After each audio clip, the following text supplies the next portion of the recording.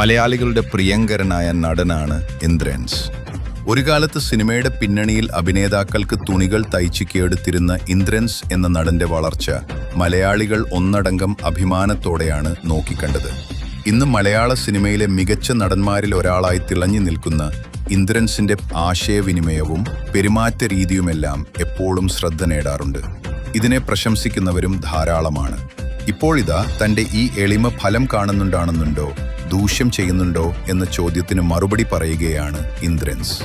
അത് ഞാൻ നോക്കിയിട്ടില്ല, എനിക്കതാണ് ശീലം. മറ്റുള്ളവരോട് മര്യാദയ്ക്ക് സംസാരിക്കുക, അവർ തിരിച്ചും നമ്മളോട് അങ്ങനെ പെരുമാറുന്നു. ഇതുവരെ അതെനിക്ക് ദോഷം ചെയ്തിട്ടില്ല. എൻ്റെ ശീലം അതാണ്. അത് മാറ്റാൻ ശ്രമിക്കുകയാണെങ്കിൽ ഞാൻ അഭിനയിക്കേണ്ടി വരും.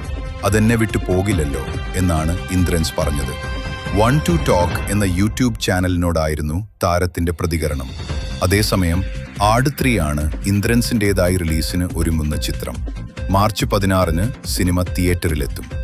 മിഥുൻ മാനുവൽ തോമസ് രചിച്ചു സംവിധാനം ചെയ്യുന്ന ചിത്രം നിർമ്മിക്കുന്നത് വിജയ് ബാബുവാണ്. Shaji Pappan, Dude, Arakkal Abu, Sathan Xavier, Sarbath Shameer, PP Sasi, captain Cleetus എന്നിവർക്കൊപ്പം ലാറ കേറ്റ് എന്നൊരു പുതിയ കഥാപാത്രത്തെയും ഇത്തവണ ചിത്രത്തിൽ അവതരിപ്പിക്കുന്നു.